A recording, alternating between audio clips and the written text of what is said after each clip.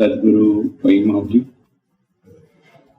मातोश्री माई यांना प्रथम कृतज्ञपूर्वक वंदन आणि आपण सर्व सद्भक्त सत्सोदर आपणा सर्वांना आदरपूर्वक नमस्कार।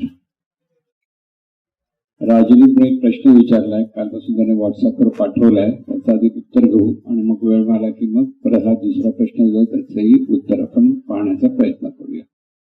राजूचा प्रश्न असा आहे की अंतर्मन जर बहिर्मनाच्या दबावाखाली नांदतं, असं शंकर म्हणतो तथास्तु याच्या प्रकरणात सद्गुरूंनी म्हटलेलं आहे की बहिर्मन अंतर्मन अंगाने बहिर्मनाच्या दबावाखाली अंतर्मन नांदतं।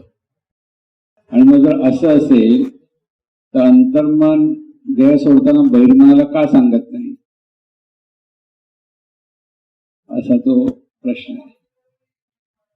आता इथे पहिला हा बोध आपल्याला लक्षात परत घ्यायला लागेल सुरुवातीपासून, बहिर्मन म्हणजे नेमकं काय आणि अंतर्मन म्हणजे नेमकं काय। तर बरेच महिने आपण बहिर्मन अंतर्मनाकडे पाहिलेलं नाही, चिंतन केलेलं नाही। आपण स्वतःला जी सगळी ओळख धरतो आहोत आणि बोलतो आहोत, जगाशी जे संबंध जोडून इतरांशी सगळ्यांशी संवाद साधतो,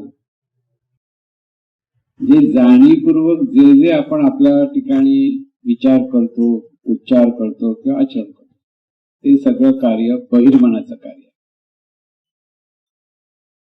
अंतर्मन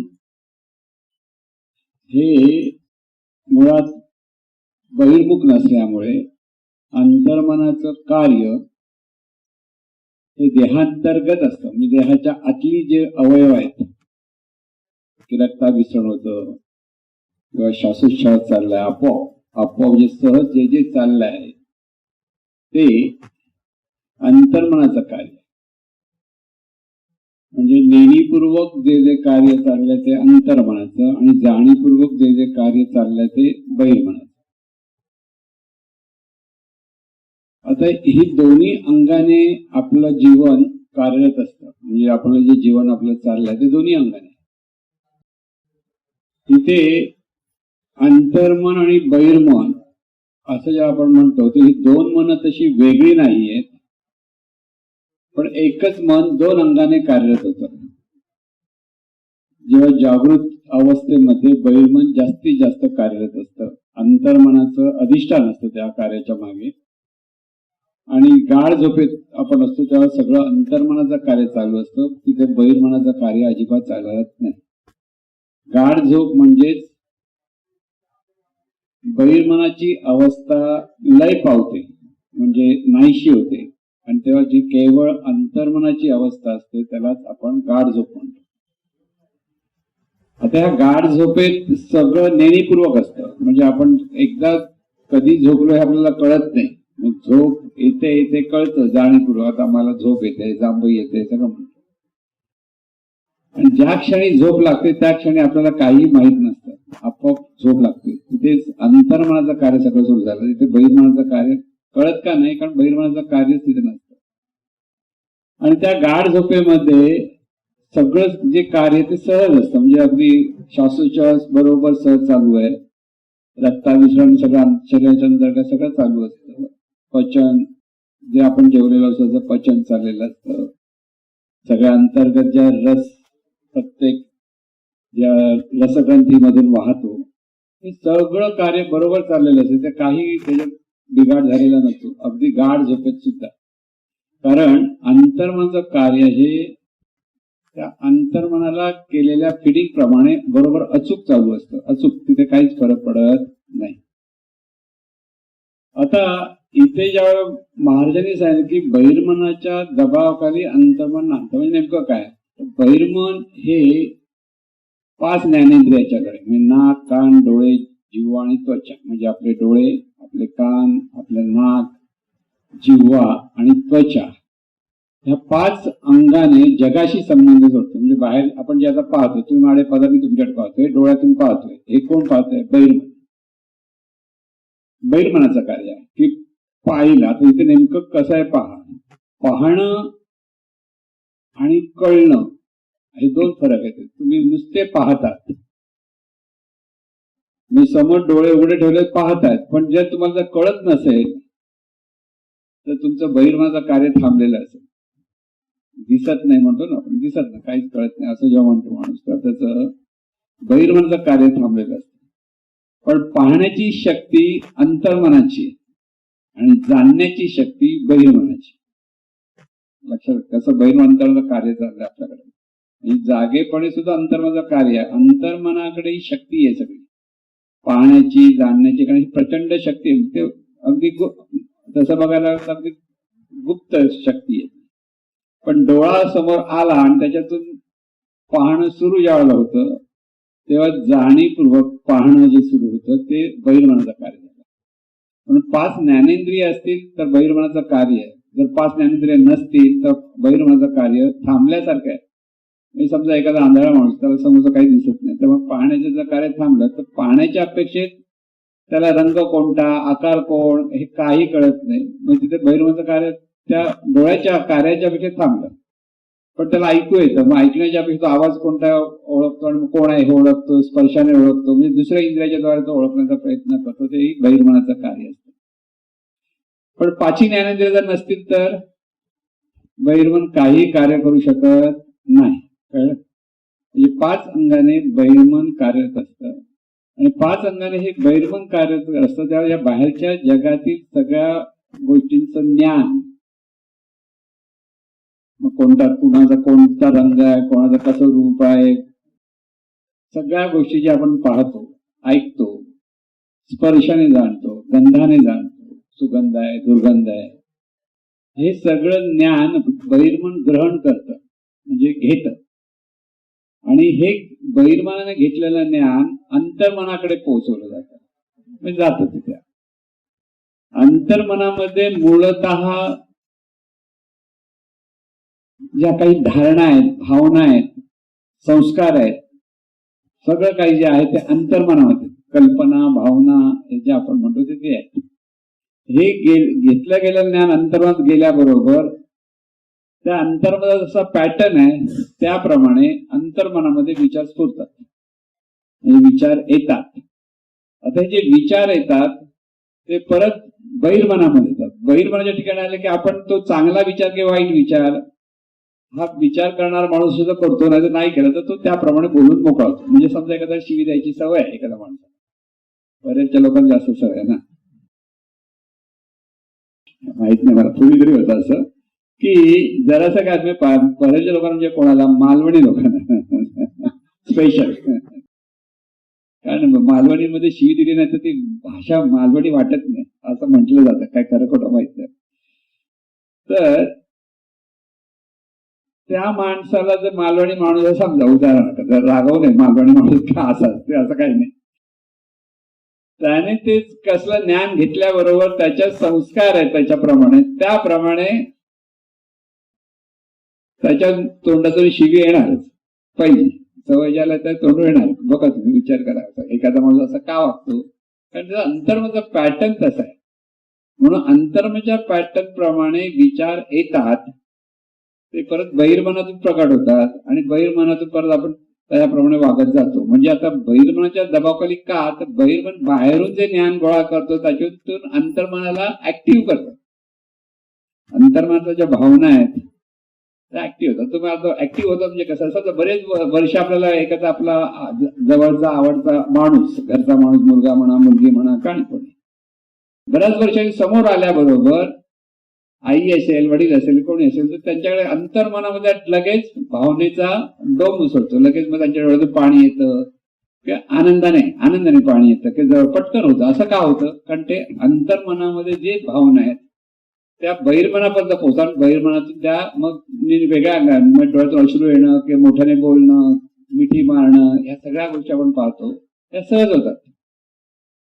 म्हणजे दोघांमुळे सगळं जीवन चाललेलं आहे. पहिलं लक्षात. नुसतं बहिर्मनाच्या दबावाखाली म्हणायचं कारण का, की बहिर्मन ज्ञान गोळा करतं, जाणीवपूर्वक सगळं जाणतं आणि जाणीवपूर्वक जाणलेलं सगळं ज्ञान अंतर्मनात गेलं की अंतर्मनाकडनं परत स्फुरण निर्माण होतं. मग त्या रागाचं असेल, प्रेमाचं असेल, द्वेषाचं असेल, सगळं जे काय ते अंतर्मनात आहे, बहिर्मनात नाही. ते अंतर्मनात स्फुरण आलं की बहिर्मन परत ते जे आलेल्या अंतर्मनाकडून त्याप्रमाणे ते विचार उच्चार आचार ह्याप्रमाणे प्रगट होतात. म्हणजे असं सगळं आपलं जीवन आहे. आता इथे हे जे जीवन आहे ते सुधारायचं असेल तर कसं सुधारणार? तर अंतर्मनाला जर सुधारायचं असेल तर बहिर्मनातून पुन्हा चांगले विचार पुन्हा पुन्हा पुन्हा पुन्हा करावे लागतात आणि त्याच्यातून अंतर्मनाचं पॅटर्न हळूहळू सुधारतो. म्हणजे महाराज आपल्याला 1000 वेळा प्रार्थना का करायला सांगतात? आपल्या अंतर्मनात अजिबात इच्छा नाही सर्वांचं भलं करायचं. बघा पूर्वी तुम्हाला वाटलं होतं सर्वांचं भलं व्हावं, प्रार्थना ऐकणं कधी वाटलं ना सर्वांचं भलं व्हावं, कशाला आपलं भलं झालं पास झालं असं झालं असतं ना. म्हणजे अंतर्मनामध्ये आपल्याला त्यावेळेला कधीच वाटत नाही लोकांचं भलं व्हावं असं कधी. आणि बाहेरच्या लोकांनी बघत मी कोणाला वाटतं का सर्वांचं भलं व्हावं? नाही वाटत. माझं भलं झालं की माझ्या जवळच्या लोकांचं भलं झालं, त्याच्या पलीकडे तो कोण बघत नाही. पण महाराजांनी आपल्याला प्रार्थना म्हणायला शिकवलं म्हणजे अंतर्मनामध्ये माझ्या ऐवजी सर्वांचं भलं व्हावं हे संस्कार तिथे करण्याचा प्रयत्न केला. म्हणून 1000 वेळा म्हणतात. 1000 वेळा म्हटल्यानंतर देव प्रसन्न होतो का त्याची गॅरंटी नाही, पण अंतर्मनामध्ये कुठेतरी ते संस्कार पोहोचतात, त्यामुळे अंतर्मनाचं शुद्धीकरण होतं. लक्षात ठेवा. म्हणून अंतर्मनाला सुधारायचं काम बहिर्मनाचं आहे. कारण बहिर्मन जाणीवपूर्वक समजू शकतं मी योग्य करतो की अयोग्य करतो. बहिर्मनाकडे बुद्धीचा प्रांत आहे, अंतर्मनाकडे बुद्धी नाही. अंतर्मनामध्ये प्रज्ञाशक्ती असते. म्हणजे अंतर्मन जे संस्कार आहेत त्याप्रमाणेच अंतर्मन वागतं. सहज जे जे आपण करतो आहोत ना ते सगळं आपलं अंतर्मन. तुम्ही चालता, तुमच्या चालण्याकडे लक्ष नसतं, पण तुमची चालण्याची जी पद्धत आहे ती अंतर्मनाप्रमाणे अंतर्मन ठरवतं, तुम्ही नाही ठरवत. आता तुम्हाला सांगितलं तुम्ही असं नाही चालते ह्याच्यामध्ये कॅटवॉक म्हणतात. कॅटवॉक म्हणजे काय, त्या कोण फॅशन बिशन करणार त्या सगळे मॉडेल्स असतात ना मुली, कॅटवॉक असं एक पाय पुढे एक पाय असं मागे मागे चाल, असं असं असं असं चाल, असं चाला म्हटलं धडपड ना तुम्ही असं कोण चालतं. कारण अंतर्मनाला ती सवय नाही, पण त्या मुलींना सवय झाली आहे प्रॅक्टिस करून करून, कारण ते तसंच चाललं पाहिजे अशी त्याची पद्धत आहे. पण दुसरा एक फायदा आहे त्याच्यात, तुमचा मेंदू कार्यरत होतो तसं चालायला लागलं. म्हणजे जर तुम्हाला खरोखर मेंदूला ऍक्टिव्ह करायचं असेल ना तसे चाला, पण रस्त्यातून चालताना तसे चालू नका. पडला पिडला तर प्रॉब्लेम होईल, कंट्रोल जातो ना पटकन. पण हे सगळं जे आपलं सगळं जीवन अंतर्मनाच्या पॅटर्न प्रमाणे चालतं. पण पॅटर्न प्रमाणे चालताना योग्य काय अयोग्य काय हे बहिर्मन समजून घेतं. म्हणून बहिर्मनाच्या दबावाखाली अंतर्मन कार्य करतं म्हणतात. त्याचं कारण हे अंतर्मनला सुधारण्यासाठी बहिर्मनाच्याच द्वारे सुधारता येतं. आपोआप अंतर्मन सुधारत नाही, कधीच नाही सुधारणं. अंतर्मन अचानक झालं सुधारलं नाही. आणि म्हणून इथे बहिर्मन अंतर्मन दोघांचं म्हणून कार्य चालू असतं. आणि दोघांचं म्हणून कार्य चालू असताना आपल्याला ह्या अमृतमंथन मधला जो शंकर म्हणत तत्वमध्ये काय सांगितलंय की आपण जे चांगले विचार पुन्हा पुन्हा पुन्हा पुन्हा करतो ते चांगले विचार अंतर्मनात मुरतात. आणि अंतर्मनाच्या मुरतात तर तेच विचार पुन्हा जीवनात आकाराला येतात. म्हणजे अंतर्मनाचा पॅटर्न तिथे सुधारायला लागतो. चांगले विचार करा म्हणून चांगल्या लोकांच्या संगतीत राहा. चांगले आपल्या मनावर चांगले विचार यायला पाहिजेत. चांगल्या गोष्टी आपल्या मनावरती एकसारख्या घडल्या आल्या पाहिजेत आणि त्याच्यातून आपल्या अंतर्मनाची सुधारणा होणार. आणि हा बोध आपल्याला सतत सत्संग कशाला पाहिजे तर इथे सगळे सतत आपण ज्ञानाचे विचार केले पाहिजे. त्या ज्ञानाचा विचार करता करता आपल्या अंतर्मनाची सुधारणा होते. आणि अंतर्मनाची जितकी सुधारणा होईल तितकं आपल्या जीवनामध्ये अनेक चांगल्या चांगल्या गोष्टी ह्या अंतर्मनाच्या द्वारे प्राप्त होतात. म्हणून बहिर्मनाच्या दबावाखाली अंतर्मन कार्य करतं. म्हणजे फक्त अंतर्मनाला सुधारायचं असेल तर पुन्हा पुन्हा हॅमरिंग करायला पाहिजे. चांगले विचार करा, चांगला बोला. आता तुम्हाला चांगला उच्चार करायचे असेल तर पुन्हा पण मोठ्याने तेच उच्चार करत करत बोललात तर तिथे होतं, चांगले उच्चार होतात, चांगले स्पष्ट बोलायचं आहे. काही लोकांना तोंडातल्या तोंडात बोलतात, काही लोक स्पष्ट बोलतात. हे सगळं अंतर्मनामधल्या पॅटर्न प्रमाणे चालू असतं. आता अंतर्मन आणि बहिर्मन ह्याचा संबंध काय तर अंतर्मनच मेंदूच्या द्वारे कार्य करताना स्वतःच बहिर्मन बनतं. अंतर्मन बहिर्मन दोन नाही, मेंदूशी संबंध झाला, पंचज्ञानेंद्रिय संबंध आला तर त्या अंतर्मनच बहिर्मन जाणीवपूर्वक कार्य करायला लागतं. आणि जेव्हा ते सगळ्या सूचना वगैरे त्या अंतर्मनापर्यंत आल्या म्हणजे बहिर्मनाचं थोडंसं कार्य ते संपलं की अंतर्मन स्वतःच कार्य करतं. म्हणजे आता कोण कोणाच्या दबावाखाली नांदतं बघायला तर कोणच कोणाच्या. पण आणखीन एक सूक्ष्म भाग आहे अंतर्मनाचा पॅटर्न हा आपल्याकडे लहानपणापासून तिथे देहभाव आपल्याकडे पक्का होतो. तो ती लहानपणापासून देहाची काळजी घेण्यासाठी परमेश्वरांनी देहभाव ही व्यवस्था निर्माण केली एकाबद्दल. पण तीच व्यवस्था पुढे आपल्यासाठी अव्यवस्था होते, कारण त्याच्यातून आपण अहंकार करतो, राग करतो, स्पर्धा करतो, एकमेकांबरोबर निंदा करतो, एकमेकांबद्दल द्वेष मत्सर करतो. हे देहभावाचं लक्षण सगळं झालं. पण देहभाव का आला की देहाची काळजी अंतर्मनाने घ्यावी म्हणून अंतर्मनामध्ये मुलतच तिथेच ते संस्कार होतात आपोआप. जसं कोणताही पशु असेल, पक्षी असेल किंवा माणूस असेल, मूल झाल्यानंतर आई असते, तिला प्रेमाचा पाना सुटतो. का सुटतो? कारण ती व्यवस्था आहे. त्या मुलाची काळजी घेण्यासाठी परमेश्वराकडनं ती व्यवस्था निर्माण करते. आईला वाटतं ती खूप प्रेम करते, तू प्रेम नाही करत, ती व्यवस्था आहे आपल्याकडे. आणि त्या व्यवस्थेतून ती मुलाची, म्हणजे कुठे वाघ असेल तरी, वाघीण असेल तर वाघीण आपल्या मुलाची कशी काळजी, पिल्लांची कशी काळजी घेते, कुत्रा असेल तर कुत्री असेल तर, किंवा कोणतेही पक्षी असतील तरी बघा तुम्ही किती काळजी. आता कावळा बघा, एवढा नुसता कावळा सगळे, तुम्ही त्या कावळ्याच्या घरट्याकडे जर 2 मिनिटात टक लावून बघा, काय करेल? तो कावळा टोच मारायला तुमच्याकडे येईल पटकन. का? त्याला आपल्या मुलांची काळजी, पिल्लांची काळजी. म्हणजे ही जी सगळी सहज प्रेरणा आहे ते अंतर्मनाचं कार्य. त्यामुळे हे जे अंतर्मन आहे ते अंतर्मन सगळं जीवन चालतं, अंतर्मनाच्या द्वारे सगळं जीवन चाललेलं आहे.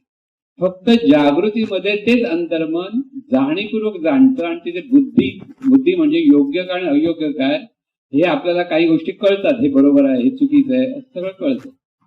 पण त्याप्रमाणे वागतोच ह्याची गॅरंटी नाही.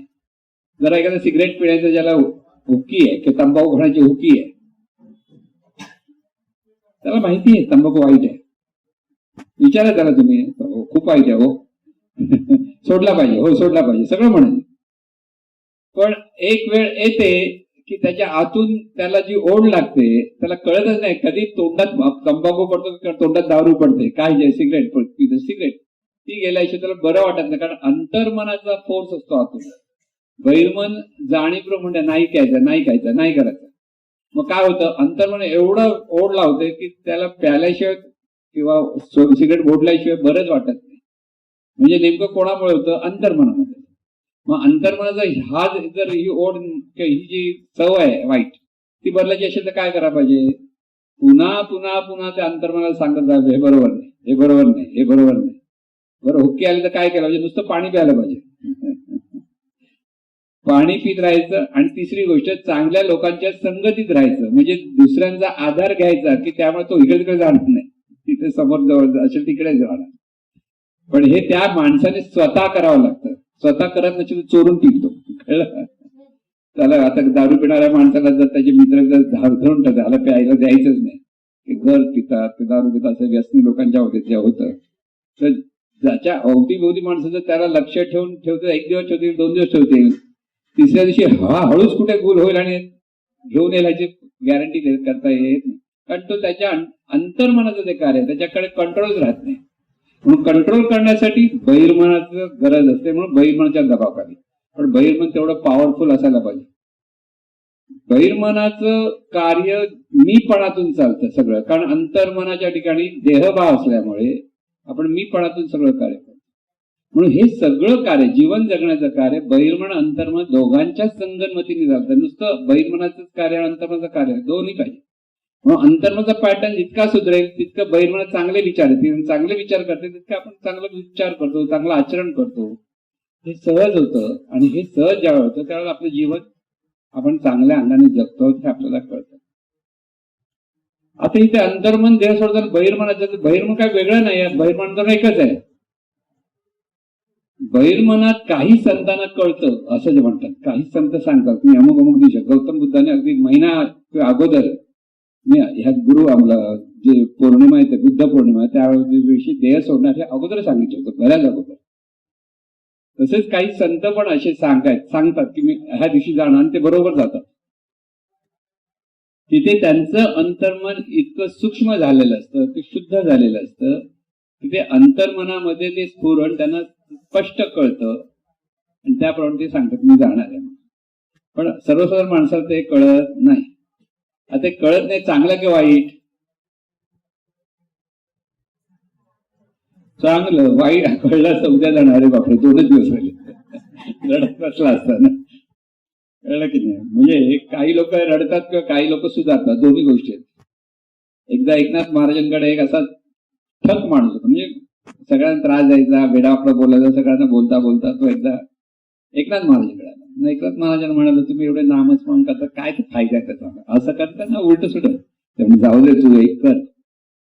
त्या दिवशी लोक काहीतरी सोमवार होता,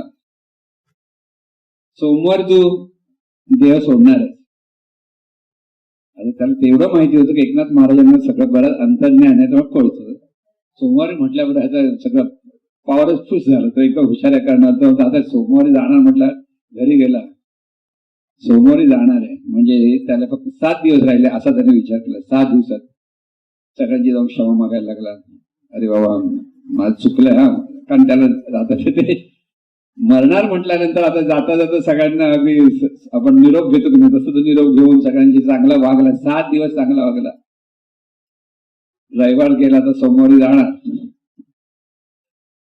सोमवार सकाळी जाणार, हा उठला गेला नाही हो. राग आला, अरे एकनाथ महाराज पण खोटं बोलतोय. बरं रागाने गेला, काय महाराज तुम्ही खोटं माझ्याशी बोलतो.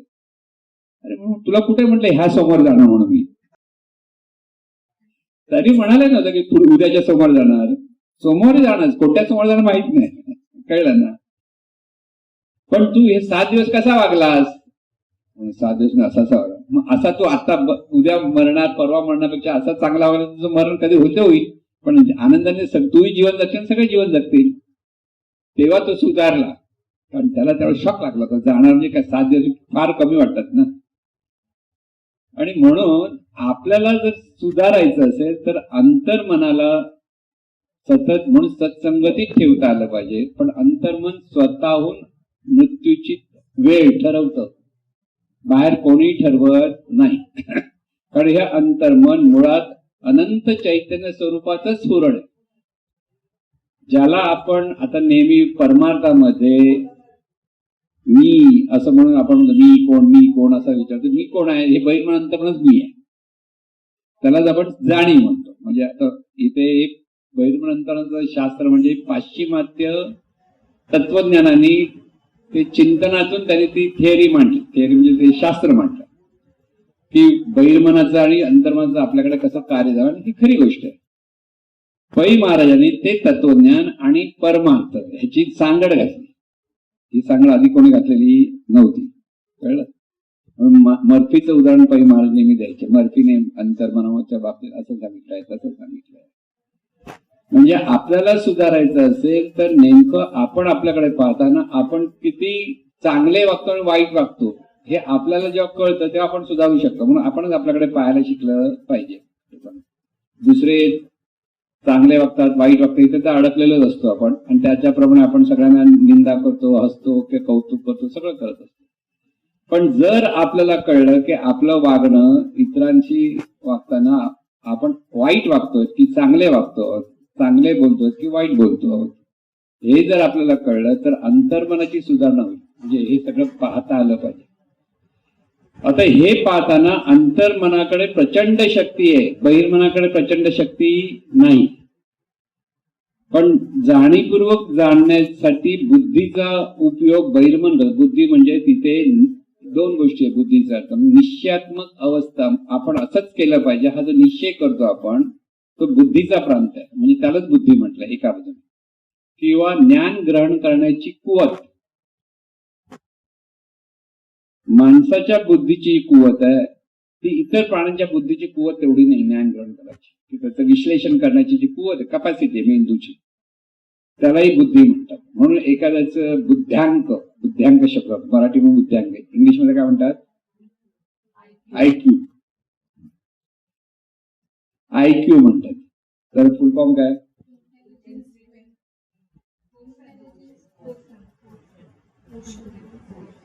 बुद्ध्यांक बरा वाटतो शब्द आपल्याला. बुद्ध्यांक किती आपला आहे हे आपण प्रश्न विचार, मुलाला प्रश्न विचार, मुलाचा बुद्ध्यांक काय, त्याची आवड काय, सगळं ती कपॅसिटी बघतात. तर ही जी बुद्धीचं कार्य हे बहिर्मन बुद्धीच्या द्वारे कार्य करतं, पण ते मीपणातून कार्य करतं. म्हणून मीपणातून सुटका होण्यासाठी परत बहिर्मनालाच हे ज्ञान झालं पाहिजे, त्याशिवाय अंतर्मनामध्ये ज्ञान पोहोचत नाही. पण आपण जी सद्गुरूंची प्रवचन ऐकतो, ग्रंथ वाचतो किंवा निराळ्या अंगाने सगळ्या गोष्टी समजून घेण्याचा प्रयत्न करतो, साधना करतो, ते करताना बहिर्मनाचं कार्य येते. पण बहिर्मन जेव्हा एकाग्रतेने ते कार्य करायला लागलं की अंतर्मनात ते ज्ञान पोचायला लागतं. आता अंतर्मन कधी स्वीकारतं? जेव्हा बहिर्मन अंतर्मनाचं भावनिक ऐक्य होतं, त्या भावनिक ऐक्यतेच्या अवस्थेमध्ये बहिर्मनातून आलेलं ज्ञान अंतर्मन स्वीकारतं, नाहीतर ते स्वीकारत नाही. आता आपण कितीही जरी सांगितलं आपण कोण आहोत, तरी नेहमी जीवन जगताना आपण मी अमुक आहे म्हणूनच जीवन जगतो. होतं की नाही सगळं? बघा तुम्ही स्वतः, कारण देहभाव होतो आपला, तो अंतर्मनामध्ये घट्ट आहे आणि त्यामुळे बहिर्मन पण देहभावातून वागतं. ज्या दिवशी अंतर्मनातला देहभाव जाईल तेव्हा बहिर्मनाचाही देहभाव जाईल. त्यामुळे बहिर्मन म्हणजे एका मी पणच आहे. म्हणून बहिर्मनाचं आणि अंतर्मनाचं त्यावेळेस सद्गुरूंनी कसं सांगितलं की नामस्मरण म्हणा किंवा ह्या ज्ञान जे आपण दिव्य ज्ञानाचा जो अभ्यास करतो त्याच्यातून जेव्हा बहिर्मनाचं वितरण होतं तेव्हा अंतर्मनाचं उन्नयन होतं. तेव्हा बहिर्मन आणि अंतर्मन दोन मन उरत नाही, तर दोन्ही मन मिळून एकच मन उरतं, त्याला उन्मन म्हणतात. वाक्य ते सुंदर वाक्य अमृत मंथनमध्ये. बहिर्मनाचं वितरण म्हणजे काय? आता महाराजांना आत्मज्ञान झालं, मग त्यांचं बहिर्मनाचं कार्य नव्हतं का? होतं, पण तिथे मी पण नव्हतं, म्हणून तिथे बहिर्मन नाही असं म्हटलं. संतांकडे मी पण उरत नाही म्हणून त्यांनी जाणीवपूर्वक ते बोलले, तर ते अंतर्मनाचं शुद्ध मनाचंच कार्य असतं, म्हणजे ते मन शुद्ध असतं म्हणून उन्नयन होतं. म्हणून बहिर्मनाला पहिलं ज्ञान व्हायला पाहिजे आणि बहिर्मनाचं ज्ञान जेव्हा अंतर्मनात पुन्हा पुन्हा पुन्हा पुन्हा हॅमरिंग केलं, ते पुन्हा पुन्हा संस्कारित केलं, तर हळूहळू अंतर्मन ते स्वीकारतं, पटकन स्वीकारत नाही. अंतर्मनाकडून ती भावनिक ऐक्य असं जे म्हणतो, भावनिक ऐक्य म्हणजे बहिर्मनाची भावना आणि अंतर्मनाची भावना सारखी झाली, तिथे भावनिक ऐक्य. बहिर्मनामध्ये पण राग आहे आणि अंतर्मनामध्ये पण राग आहे, आणि कोणाच्या बद्दल बोलताना त्या व्यक्तीला जर राग आला तर त्याचं भावनिक ऐक्य होतं आणि मग तो वाटेल ते बडबडतो, कळतच नाही त्याला. समज मी चांगला बोलतोय, वाईट बोलत काही नाही, वाटेल. काही लोक रागाच्या बद्दल वाटेल ते बोलत असतात. राग शांत झाला वाटतं जरा अरे आपण चुकलो, पण वेळ गेलेली. ही भावनिक ऐक्य. म्हणून सगळ्या भावना, ज्या प्रेमाची भावना, द्वेषाची भावना, रागाची भावना, आपलेपणाची भावना, करुणा, कृतज्ञता, ह्या सगळ्या ठिकाणी ज्या भावनिक ऐक्य होतं त्याप्रमाणे माणूस जीवन जगतो. आणि म्हणून सगळं जीवन हे बहिर्मन आणि अंतर्मनाचं दोघांचं कार्य आहे. दिसायला ते बहिर्मनाच्या प्रभावाखाली नांदतं असं म्हणायला कारण ते अंतर्मनाचे डोळे म्हणजे बहिर्मन. जे ज्ञान गोळा केलं तर अंतर्मनाला पोहोचलं की अंतर्मन त्याप्रमाणे रिॲक्ट होतं. पण एकदा हे ज्ञान झाल्यानंतर अंतर्मनही शुद्ध झालं तर बहिर्मनही शुद्ध झालं, तर तिथे ते दोन्ही मन दिव्य मन म्हणून कार्यरत होतात. म्हणून हे जे दिव्य मन होण्यासाठी आपण बहिर्मन, आपण जे आता अध्यात्माचा जो अभ्यास करायचा आहे, म्हणून अध्यात्माचा अभ्यास म्हणजे आपल्या जाणीवेचा शुद्धीकरणाचा अभ्यास आहे. महत्वाचं लक्षात ठेवा. आपल्याला वाटतं अध्यात्माचा म्हणजे देवदेव देवदेव करत बसला की अध्यात्माचा अभ्यास झाला. देवदेव देवदेव करत लोक जप करतात, हे करतात, सगळं करतात, पण आचरणात फरक पडत नाही. का? कारण तो अध्यात्माचा अभ्यास होतच नाही, ते वरवरचा अभ्यास होतो. बऱ्याच वेळेला म्हणतात ना की महाराजांनीच वर्णन केलंय की सासूबाई माळ घेऊन बसलेली आहे आणि सून इकडे काय करतेस तू इथे, आणि हे काय करतं, तिथे काय करत चाललेलं असतं ना, तिचं लक्ष तिथे नसतं. जप इकडे फक्त मणी फिरतात पण लक्ष असतं सगळीकडे, कारण बहिर्मनाचं कार्य तसं चालू असतं. मग तिथे तो अध्यात्म नाही की देवपूजा सगळे करतोय, पण जरासं काही चुकलं घरच्या मंडळीने देवपूजेसाठी त्या कुंकू किंवा गंध उगाळून बिघडून देण्यामध्ये फरक झाला तर लगेच तो शिवाची लाखोली व्हायला लागला, तर त्याची पूजा कसली? म्हणजे इथे पूजा म्हणजे काय? आपल्या अंतर्मनाचं शुद्धीकरण करणं. हे बऱ्याच लोकांच्या लक्षात नाही. लोकांना वाटतं आम्ही खूप उपवास केले, व्रतबाई केली, 6 दिवस व्रत करतात, 16 दिवस, सोमवार, शुक्रवार, गुरुवार, त्याच्याने अंतर्मन शुद्ध होत नाही आणि अंतर्मन जर शुद्ध झालं नाही तर तो परमार्थ नव्हे किंवा तो अध्यात्म पण नव्हे. म्हणून परमार्थ काय तर आपल्या ठिकाणी हे जे बहिर्मन अंतर्मन जे कार्य होते त्याला दुसरा शब्द आपण वापरतो जाणीव. जाणीवपूर्वक कार्य करतो तेव्हा त्याला जाणीव म्हणतो आणि नेणीपूर्वक परत आपल्याकडे कार्य होतं त्याला आपण नेणीपूर्वक म्हणतो. दोन्ही तेच शब्द आहेत. शरीराच्या अपेक्षेत नेणीपूर्वक कार्य करतं म्हणजे अंतर्मन आणि शरीरापेक्षेत जाणीवपूर्वक जे कार्य करतात त्याला बहिर्मन म्हणतात. म्हणजे फरक तसा मोठा नाहीये, आहे तेच कार्य नेणीपूर्वक आणि जाणीवपूर्वक. म्हणून हे नेणीपूर्वक जाणीवपूर्वक कार्य करत असताना आपण जीवन कसं जगलं पाहिजे हे आपल्याला, हे शास्त्र कशाला कळलं पाहिजे, आपल्याला सुधारायचंय म्हणून. प्रत्येक अध्यात्म हा मोठा स्वार्थ आहे. जगातला सर्वात मोठा स्वार्थी कोण, जो अध्यात्म करतो तो. का, पण तो स्वतःला सुधारण्याचा स्वार्थ आहे. जगाला सुधारण्याचा नंतरचा भाग आणि स्वतःला सुधारल्याशिवाय जगाला सुधारणार. म्हणून तुम्हाला तुम्ही जर तुमच्या कोणत्या जवळचे असतील की ते जीवनविद्येत येत नाही आणि तुम्ही म्हणाले जीवनविद्येत चला जीवनविद्येत याला का कोणतरी घेऊन बोलवता की ह्याला सांगा जीवनविद्येत या. मग तो शेवटी कंटाळून काय बोलतो, आधी तू सुधार मग बघतो मी जीवनविद्येत येतो की नाही, बोलतात ना बऱ्याच वेळेला. तुम्हीच नाही सुधारत, एवढी जीवन काय सुधारली असा प्रश्न विचारतात ना. कारण त्याचाच अर्थ आपण जीवनविद्येत येतो हे आपण स्वतःला सुधारण्यासाठी येतो. महाराज म्हणतात मला आपल्याला जगाला सुधारायचंय. महाराजांचं बोध बरोबर आहे कारण ते स्वतः सुधारले म्हणून ते जगाला सुधारले. पण आधी स्वतःला सुधारा म्हणजे आपोआप जग सुधरेल. आपण काय होतं आम्ही नाही सुधारणार, जगाला सुधारलं पाहिजे. मग सगळे बोलतात तू काय करतोस आणि आता आम्हाला काय सांगतोस असे प्रश्न पडतात ना, कारण आपण सुधारलेलंच नसतं. म्हणून आपल्याला आपण सुधारायचं आहे आणि हे सुधारण्यासाठी हे सगळं शास्त्र समजून घ्यायचं. हे शास्त्र का आपण समजायचं, आपल्याला काय मोठे शास्त्री व्हायचं नाही, विद्वान व्हायचं नाही, तर आपण आपल्याला स्वतःला सुधारायचंय आणि आपल्याला जीवनातला जो खरा बोध आहे आपण जीवन कशासाठी जगतो ते कळायचं. म्हणून इथे ह्यांचा प्रश्न आला की बुद्धी जेव्हा देहाला सन्मुख असते तेव्हा ती जीवाची बाधा असते असं आणखी बुद्धी. आणि तीच बुद्धी जेव्हा देवाला सन्मुख होते तेव्हा कृष्णाची राधा असते. सुंदर आहे ना. म्हणजे इथे कसं होतं, तुमचं काय तुम्ही काय विचारलं तोच अर्थ आहे पण तुमचा शब्द वेगळे आहे. तुम्ही काय सांगितलं की जेव्हा देहाला सन्मुख असलेली बुद्धी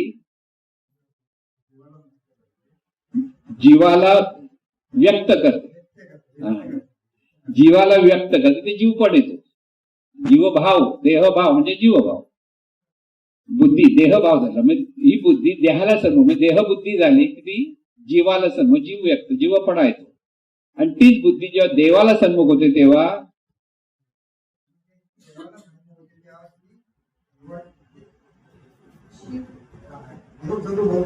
देव स्वरूप होते म्हणजे ती कृष्णाची राधा होते.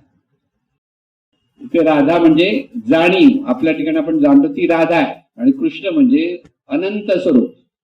लक्षात घ्या, इथे कृष्ण राधा पर्यंत मुरली बिरली बघायला जायची गरज नाही. मुरली वाजवतो का हे वाजवतो का नाही ते बघ.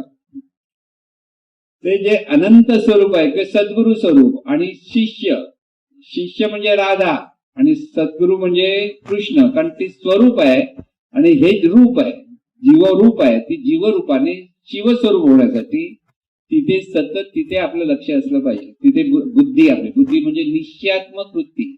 निश्चय झाला म्हणजे कोण आहे तुम्ही, मी देह नाही हा पहिला निश्चय झाला. पण आपलं देह नाही म्हटलं की भीती वाटते कसं काय व्हायचं. पण देह नाही हे पहिलं कळलं पाहिजे. मग आहे काय तर ह्या देहातून हे जे जाणणारं तत्व आहे ते मी आहे, ते मी म्हणतं. म्हणजे अंतर्मन आणि बहिर्मन ती जाणीव एकच आहे, तेच मी म्हणतं. आणि ते मी म्हणतं तेव्हा ती देहाच्या अपेक्षेत म्हणायला की जीवभावातून आपण जगतो सगळे. म्हणून ती जीवाची बाधा सांगितली. कारण मीपणातून आपण जगतो त्या तिथे सगळे अनिष्ट गोष्टी आपल्याकडे जास्त येतात, कमी चांगल्या गोष्टी कमी येतात. देहभावातून माणूस जगतो त्यावेळी शेवटी त्याला स्वतःच जीवन जगण्यासाठी लागणारा स्वार्थ असतो तो इतका घट्ट असतो की त्यासाठी तो दुसऱ्यांची पर्वा करत नाही. की अधिक समजा काही कुठेतरी असं संकट आली हे आली तर लोक पाहिले काय करतात, स्वतःला वाचवण्याचा धावतात ना. आहे बरोबर, धावू नाही धावलं बरं. दुसऱ्याचा विचार नाही करत त्याला मदत करू नाही, आधी आपला जीव वाचायचा जाऊ असं वाटतं ना. हा जीवभाव आपल्याकडे का आपण जगला पाहिजे, बाकीच्यांचं आपण नंतर विचार करतो. मलाच जगायला पाहिजे, मलाच सुख मिळालं पाहिजे, मला आनंद मिळाला पाहिजे, मलाच ऐश्वर मिळालं पाहिजे. हा जो सगळा भाव आहे तो जीवाची बाधा आहे. की इथे आपण मलाच म्हणताना दुसऱ्यांना मिळाला पाहिजे ह्याचा अजिबात आपल्याकडे विचार नसतो. दुसरे सुखी व्हावे, की दुसऱ्यांना चांगलं ऐश्वर मिळावं, हा अजिबात विचार येत नाही. किंवा कोणी सांगितलं तरी तर तोंडातून तो विचार बाहेर पडत नाही. सद्गुरूंनी आपल्याला जरा सवय लावून लावून लावून जरा पोपट बनवलाय. असं आतून सुधारलं का विचार करा. ज्याला वाटतं आतून खरोखर जग सुखी व्हावं, की सर्व सुखी व्हावं, ज्याला वाटतं त्याला काहीतरी आपण सुधारलं. पण थोड्या वेळासाठी वाटतो. पण जर आपल्याकडे अडचणी आल्या, संकट आलं, तर आपण काय करतो, आधी आपलं बघूया मग नंतरच बघतो ना. असा जो प्रकार असतो ती जीवाची बात आहे. पण तेच बुद्धी जेव्हा देवाला म्हणजे दिव्य स्वरूपाला सन्मुख होते आणि दिव्य स्वरूपाच्या स्मरणात जीवन जगण्याचा प्रयत्न करते, त्या दिव्य स्वरूपाचा असलेल्या जाणीवेला सर्व आपणच आहोत हा जो भाव येतो. त्यामुळे तिथे देवभाव जागृत होतो किंवा तिथे मुक्त होते जाणीव. म्हणजे जी आपल्याला स्वतःला देहभावाच्या बंधनात गुंतलेली आहे ती देहभावातून ती मुक्त होते. आता देहभावातून मुक्त होण्यासाठीच अभ्यास करायचा असतो. देहभाव म्हणजे देहाला सोडायचा नाहीये, म्हणजे काळजी करायची नाही. देहभाव म्हणजे देह मी नाही म्हणजे देहाला सोडायचा का नाही, देहाची सगळी काळजी. आता गाडी आपण घेतो, नवीन स्कूटर घ्यायची गाडी, आपण किती अगदी नवीन आल्यावर जसं ओवाळतो बिवाळतो सगळं करतो. आता त्या गाडीला ओवाळून काय कळतं काय नाही, पण आपल्याला वाटतं नाही. आणि त्या गाडीची सगळी काळजी घेतो. का काळजी घेतो? कारण ती गाडी व्यवस्थित चालली पाहिजे, सगळं रस्ते चाललं पाहिजे सगळं. आता गाडीची पूजा करायची म्हणजे काय, तिला पेट्रोल किंवा सीएनजी काय हवं ते भरलं पाहिजे ना. पण आपण ते नाही भरलं आणि पूजा केली, चला गाडी चालेल का गाडी? नाही. मग पूजा कोठी? त्या व्यवस्थेशी सुसंगत वागणं म्हणजे पूजा. गाडीला पेट्रोल हवं किंवा डिझेल हवं, काय हवं ते त्याच्यात टाकलं आणि तिचं ऑइल पाणी दरवेळेला सांभाळलं तर ती सगळी बरोबर असते. असं हे आपलं जीवन आहे की आपल्याला प्रत्येक गोष्ट त्याची ती जी व्यवस्था आहे ती कशी आहे ती समजून घेता आली पाहिजे जीवनामध्ये. आणि हे जीवनामध्ये घेताना हे सर्व जीवन परमेश्वराचं आहे हा भाव तिथे आपल्याला सतत असतो. माझं जीवन नाही, हे जीवन परमेश्वराचं आहे हा बोध समजायला शब्दाने कळला तरी आचरणात यायला कठीण आहे. सगळ्यात मोठं कठीण गोष्ट, कारण तिथे माझं पण सोडावं लागतं आपल्याला. आपण थोड्या वेळासाठी जीवन परमेश्वर म्हणत असतो, पण जरा काय इकडे वर खाली झालं की परमेश्वर बाजूला राहतो आणि मग आत्महत्येला जे काय आहे ते बाहेर भरभर भरभर भर बोलून मोकळ होतो. असं बरेच वेळ होतं. मग नंतर वाटतं आपण असे कसे बोललो, कारण आपला अंतराचा पॅटर्न जोपर्यंत सुधरत नाही तोपर्यंत आपण सुधारलो असं म्हणता येत नाही. म्हणून स्वतःचं निरीक्षण परीक्षण करावं लागतं आणि जास्तीत जास्त परमेश्वर म्हणजे नेमकं काय आणि आपण म्हणजे नेमकं कोण त्याचं सतत चिंतन पाहिजे. की सगळं जीवन परमेश्वराचं, माझं काहीच नाही. विचार करा, तुम्ही जन्माला ठरवून आलात, ह्या आई बाबांच्या पोटी मला जन्म घ्यायला ठरवून आलात, असं विचारलं असतं तुम्ही काय केलं असतं? कुठे राजा आहे तुझ्याकडे, राजाच्या पोटी जन्माला. आता लोक अंबानीच्या अदानीच्या किती पोरं येतील त्या जन्मात, सगळं तिथे विचार करायला लागले. तर असं नाहीये. प्रत्येकाच्या तिथे काही नियम आहेत, त्या नियमाप्रमाणे सगळं जीवन चाललेलं आहे. म्हणून जन्म प्रत्येकाला आहे, तो मनुष्य देहाचा आहे की पशु पक्ष्यांचा आहे हेही त्याच्या कर्मावर सगळं अवलंबून असतं. सगळं प्रत्येकाचं जीवन आहे. म्हणून आपला जर पुढचा जन्म घ्यायचा तर आयडिया काय करायची, युक्ती कर. पुढचा जन्म मनुष्याचाच पाहिजे तर काय करणार?